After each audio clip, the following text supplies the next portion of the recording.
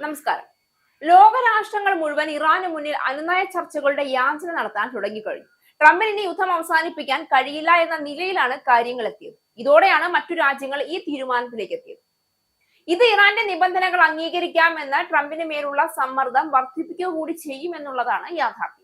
പശ്ചിമേഷ്യൻ സംഘർഷത്തിൽ വീണ്ടും തിരക്കിട്ട നയതന്ത്ര ചർച്ചകളുമായി തുർക്കിയും ഈജിപ്തും മറ്റ് ഗൾഫ് രാജ്യങ്ങളും മുന്നേറുകയാണ്.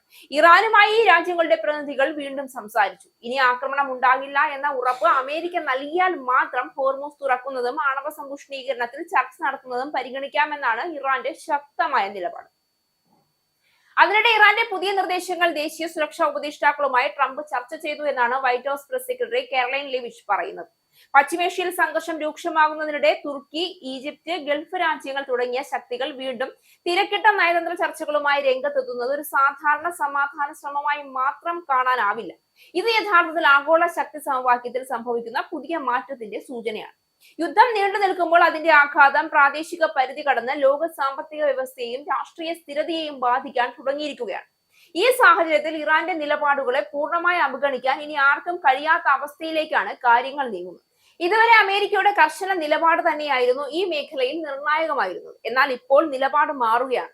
തുർക്കിയും ഈജിപ്തും പോലുള്ള രാജ്യങ്ങൾ മധ്യസ്ഥതയുമായി മുന്നോട്ട് വരുന്നത് ഇറാനെ പൂർണ്ണമായി ഒറ്റപ്പെടുത്താനുള്ള ശ്രമങ്ങൾ പരാജയപ്പെട്ടു എന്നുള്ളതിന് തെളിവാണ്.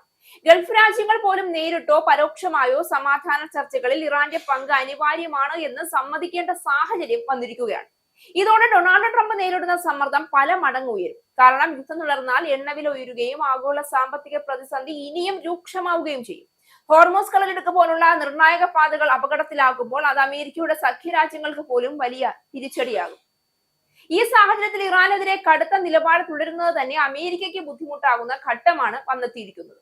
രാഷ്ട്രീയമായി നോക്കുമ്പോൾ ഇത് ട്രംപിന് ഒരു വലിയ പരീക്ഷണം കൂടിയാണ്. ഒരു വശത്ത് ശക്തമായ നിലപാട് തുടരേണ്ട സമ്മർദ്ദം, മറുവശത്ത് ആഗോള സമൂഹം ആവശ്യപ്പെടുന്ന സമാധാന ചർച്ചകൾ. ഇവർ രണ്ടിനുമിടയിൽ കുടുങ്ങിയ അവസ്ഥയാണ് നിലവിൽ ട്രംപിന്. പ്രത്യേകിച്ച് യൂറോപ്യൻ രാജ്യങ്ങളും ഗൾഫ് മേഖലയും സമാധാനത്തിന് മുൻഗണന നൽകുമ്പോൾ അമേരിക്ക ഒറ്റയ്ക്ക് കടുത്ത നിലപാട് തുടരാൻ കഴിയില്ല. ഇതിൽ ഏറ്റവും ശ്രദ്ധേയമായത് ഇറാൻ ഇപ്പോൾ ഒരു നിർണായക ചർച്ചാ പങ്കാളി ആയി മാറിയിരിക്കുന്നു എന്നുള്ളതാണ്. യുദ്ധഭൂമിയിലെ നിലപാടുകൾ മാത്രമല്ല, നയതന്ത്ര വേദികളിലും ഇറാൻ തങ്ങളുടെ സ്ഥാനം ഉറപ്പിച്ചു കഴിഞ്ഞു. അതുകൊണ്ട് തന്നെ ഇറാന്റെ ആവശ്യങ്ങളെ പൂർണ്ണമായി നിരസിച്ച് മുന്നോട്ട് പോവുക എന്നത് പ്രായോഗികമല്ലാത്ത അവസ്ഥയിലേക്കാണ് കാര്യങ്ങൾ എത്തുന്നത്. ഈ തിരക്കിട്ട നയതന്ത്ര നീക്കങ്ങൾ ഒരൊറ്റ കാര്യം വ്യക്തമാക്കുന്നുണ്ട്: പശ്ചിമേഷ്യയിലെ യുദ്ധം ഇനി സൈനിക ശക്തിയിലൂടെ മാത്രം തീരുമാനിക്കപ്പെടില്ല. ലോകശക്തികളെല്ലാം ചേർന്ന് ഒരു രാഷ്ട്രീയ പരിഹാരത്തിലേക്ക് നീങ്ങേണ്ട സാഹചര്യം രൂപപ്പെട്ടിരിക്കുകയാണ്. ആ വഴിയിൽ ഇറാന്റെ ആവശ്യങ്ങളെ അവഗണിക്കാൻ കഴിയാത്ത യാഥാർത്ഥ്യമാണ് ട്രംപിനെയും അമേരിക്കയെയും കൂടുതൽ സമ്മർദ്ദത്തിലാക്കുന്നത്.